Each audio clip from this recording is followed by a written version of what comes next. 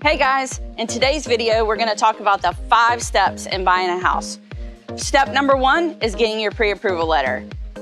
That sounds intimidating and very stressful, but actually it's not. Most lenders have an online application that you can fill out in just a couple minutes, and you can find out what kind of loan you're approved for and for how much. Once you have your pre-approval in hand, then you're moving to step 2, which is looking at houses and writing offers.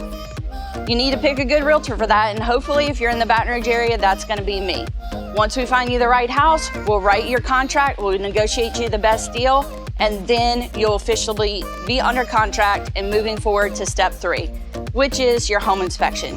During that step, we're gonna hire a professional home inspector that's gonna check every major component of the home. We'll renegotiate any repairs when the inspection is complete, and then if all goes well, we're moving on to step 4, which is your appraisal. Now, appraisers are the people that the bank hires to make sure that you're not overpaying for your house.